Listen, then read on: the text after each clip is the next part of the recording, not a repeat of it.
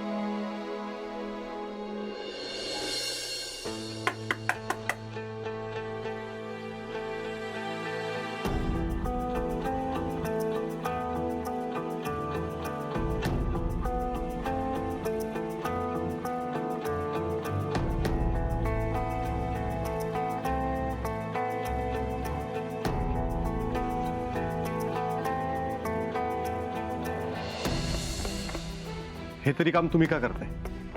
मंजू नव्हत्या का? तुम्ही का आलात? अहो असं काही नाहीये, मी फक्त आपलं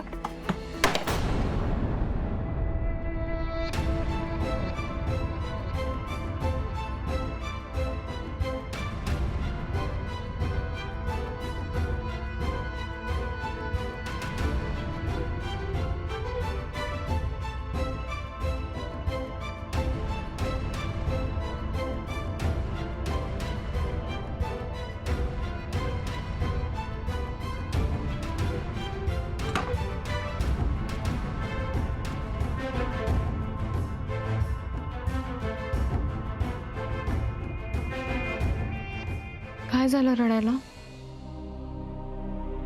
छोट्या बालकांसाठी नाश्ता घेऊन गेले होते, पण त्यांनी तोंडावरच दरवाजा बंद केला. काय? हात बी येऊ दिला नाही ग मंजू. अगं मग परत दरवाजा वाजवायचा ना, आणि तेवढं तर तू करूच शकते ना. रमा, ए रमा. जी तुम्ही काही महत्वाचं बोलत होतात का? नाही बाईसाहेब. नक्की ना, की मला सांगायचं नाहीये? बाईसाहेब भाऊ स्वयंपाक काय करायचं तेच ठरवत होतो. बरं बरं, अगं मी गंमत करत होते. इतक्या कावऱ्या बावऱ्या कशाला होत आहे? बरं रमा, मी मुंबईतल्या एका संस्थेशी ऑर्डर बद्दल बोलत होते. तर हा फॉर्म आहे, हा फॉर्म भरून त्यांना द्यायचा आहे. तेव्हा प्रतापशी बोलून घे आणि आजच भरून घे, म्हणजे आपल्याला कामाला लागता येईल. काय ग रमा, हो फॉर्म भरून घ्यायला जमेल ना? नाही म्हणजे तू काहीच बोलत नाहीयेस म्हणून विचारलं. अहो नाही बाईसाहेब, जमेल मला. बरं, आता हे एवढं काम करून घे. आणि नाश्ता झाला असेल तर बाहेरच पाठवून दे. होय. हे घे. रमा अगं छोटे मालक तुझ्याशी बोलत बी नाहीये, आणि आज तर तुझ्या तोंडावर दरवाजा लावून घेतलाय त्यांनी. तू कसं काय हा फॉर्म भरून घेणार आहे? तेच तर कळेना झालंय ना. रमे, तू बाईसाहेबांना समजा सांगून टाक की. नाही नाही, बाईसाहेबांना यातलं काय बी कळतं का म्हणे. उगाच बाईसाहेबांना सांगितलं ना तर छोट्या मालकांना राग येईल. अगं पर आज ना उद्या कळणारच आहे ना. अगं जेव्हा कळायचं तेव्हा कळू दे, पण हे समजा त्यांना आत्ता कळलं ना तर त्यांना लई वाईट वाटेल. नाही, मी बघते काय करायचं ते.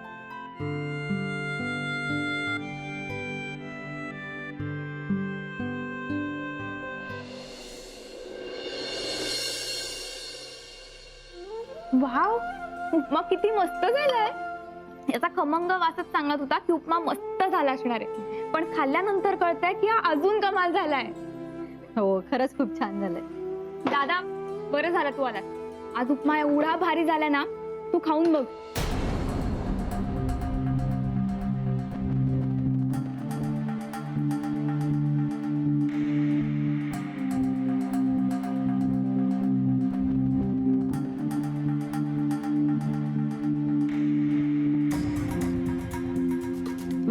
हा रमा, मला तुला सांगायचं होतं, तो ऑर्डर फॉर्म भरून घेतलास ना?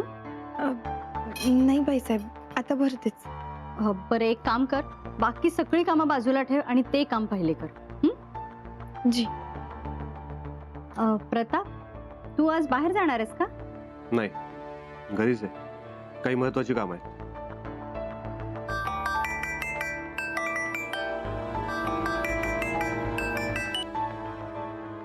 हॅलो. हां, आपल्या गावातल्या आणि तालुक्यातल्या मतदारांचा सर्वे कसं करायचं ना ते मी सांगतो तुम्हाला. आपण काय करूया,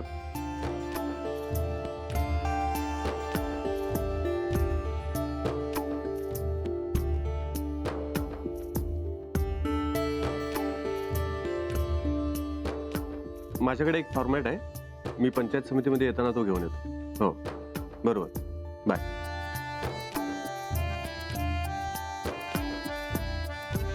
सरला, तू कशी काय आलीस? सिमरनची तब्येत कशी आहे? होय जी, सुमी बरी आहे आता. मला जरा महत्वाचं बोलायचं होतं तुमच्याशी म्हणून आले होते. बरं ठीक आहे, माझ्या रूम मध्ये बसून बोलूया. चल.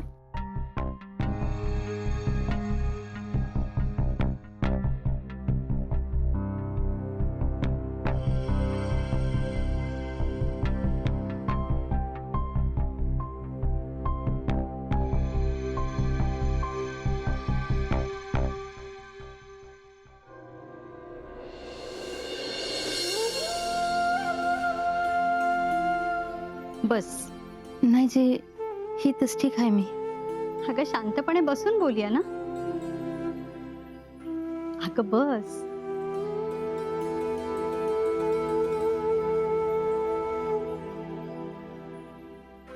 बोल. ते रमाला तासगावचं स्थळ आलं तर सांगितलं होतं ना मी तुम्हाला. त्यांच्याकडनं ना सारखा सांगावा येतोय जे, दाखवण्याचा कार्यक्रम करू. फोनवर त्यांना किती वेळा नाही म्हणून सांगायचं, कारण तरी किती देणार ना. म्हणजे स्थळामध्ये खोट काढण्यासारखं काहीच नाही. पोरगा पण चांगला आहे. एकदा पोराने रमाने एकमेकांना पाहिलं ना तर गोष्टी जरा पुढे तरी सरकतील ना. रमाचं काय म्हणणं आहे या बाबतीत? मी जेव्हा तिला विचारलं ना ते दर वेळेला काही ना काहीतरी कारण सांगते, नाही तर टाळाटाळ करते. मला ना कळना झालं जे तिच्या मनामध्ये काय चाललंय ते.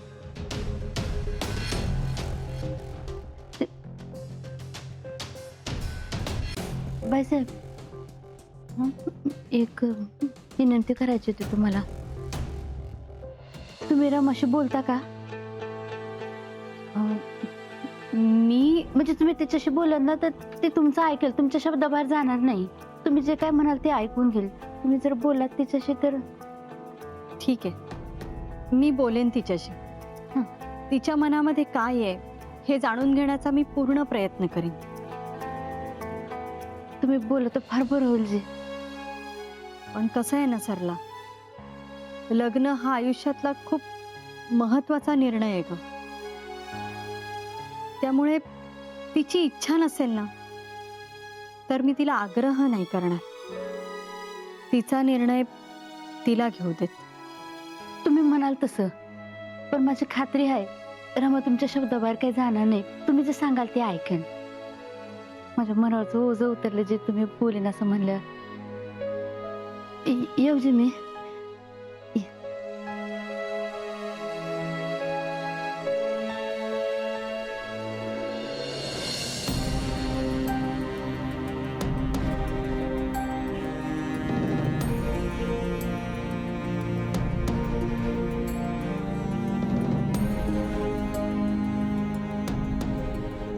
मला काय बी करून हा फार्म छोट्या मालकांकडून भरून घेतलाच पाहिजे.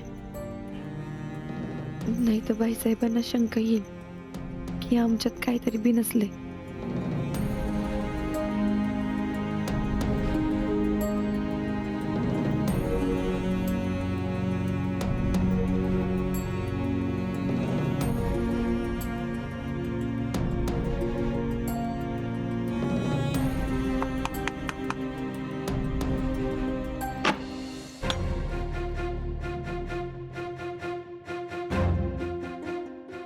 काय काम आहे? रोजगार केंद्राच्या आर्डरीचा फॉर्म आहे, मग भरून हवाय. मला आता वेळ नाही, नंतर बघू.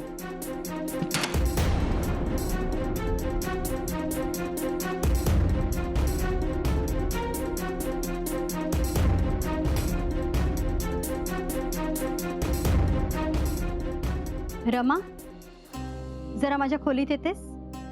थोडं बोलायचंय. जी.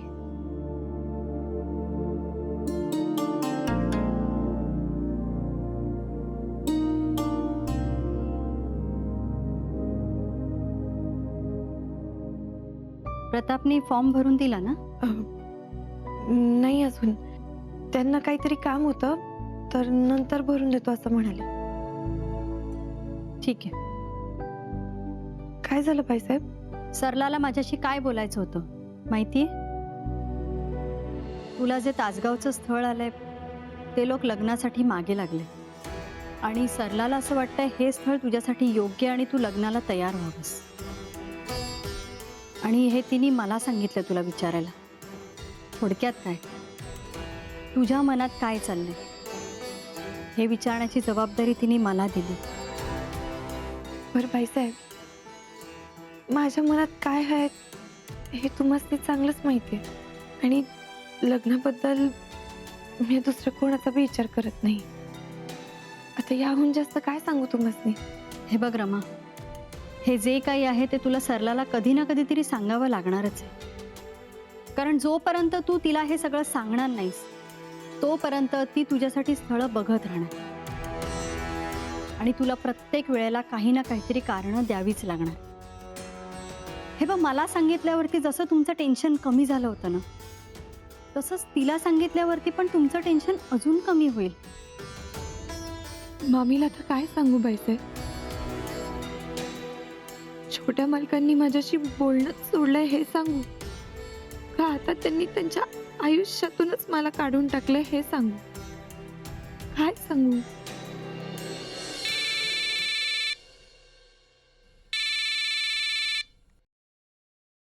हॅलो, हा हॅलो, मी बोलते. मी कोण? मी सुमी, म्हणजे सगळ्यांची लाडकी सिमरन. बोला. अरे रे, कोणी कामाला नाहीये का हो आज तिकडं?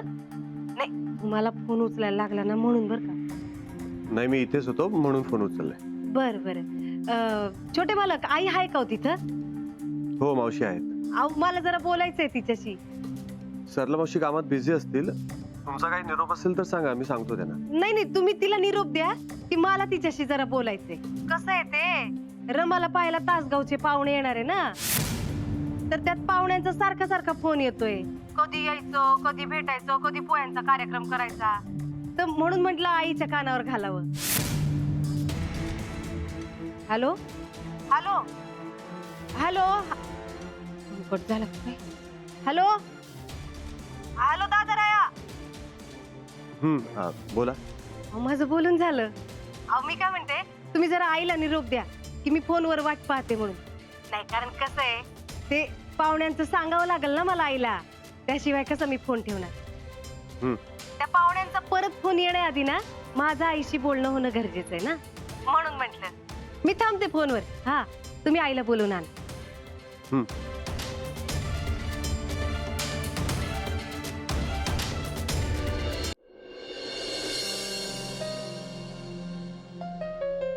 रमा, खरं सांगू का?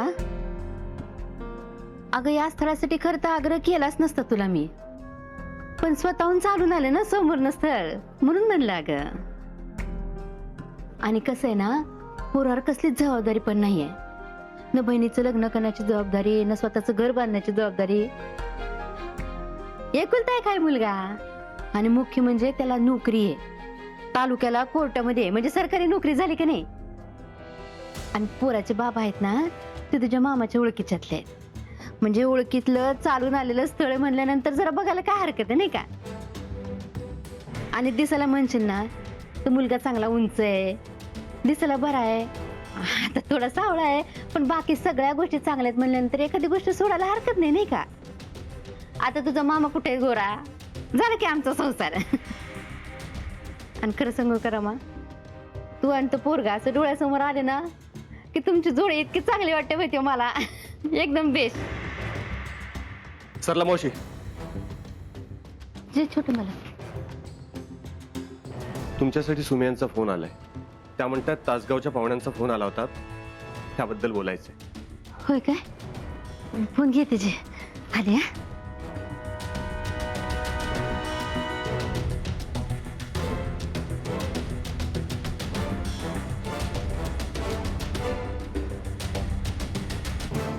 मी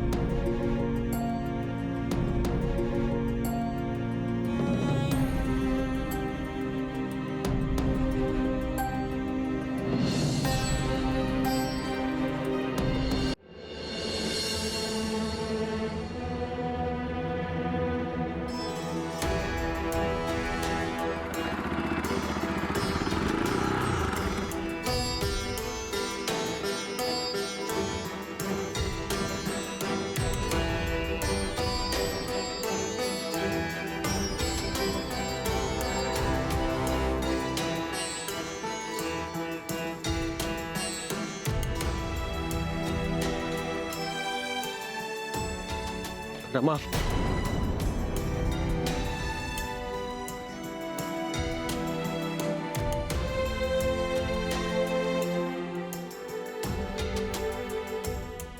रमा, माझ्याकडे बघा.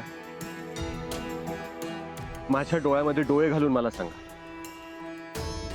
तुम्ही आता जे काही करताय ते सगळं तुमच्या मनाप्रमाणे करताय?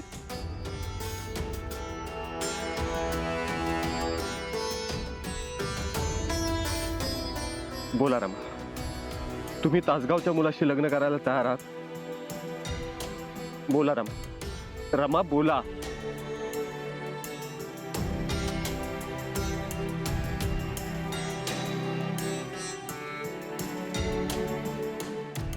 तुम्ही शांत आहात यावरून सगळं समजलंय मला रमा.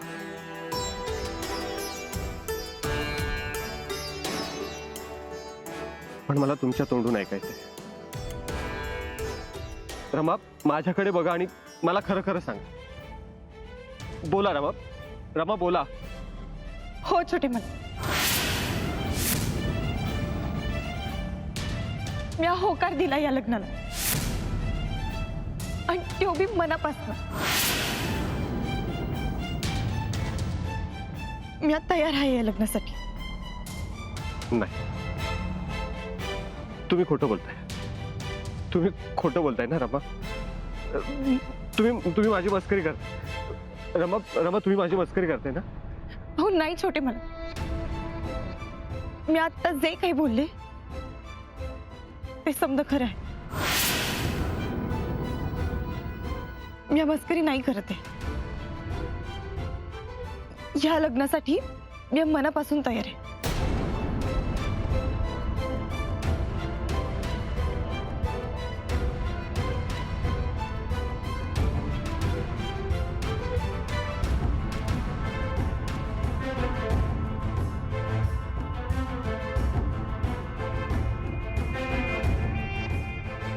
रमा, तुम्ही असं नाही वागू शकत. रमा, तुम्ही मला सोडून नाही जाऊ शकत. रमा, तुम्ही मला सोडून दुसऱ्याशी लग्न नाही करू शकत. रमा, एकदा मागे वळून बघा. रमा, रमा.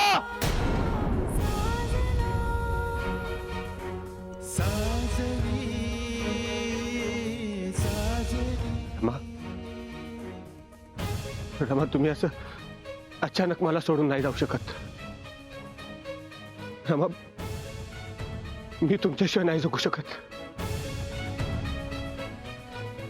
आता मी कोणाशी बोलू, कोणाशी भांडू, कोणावर रुसू?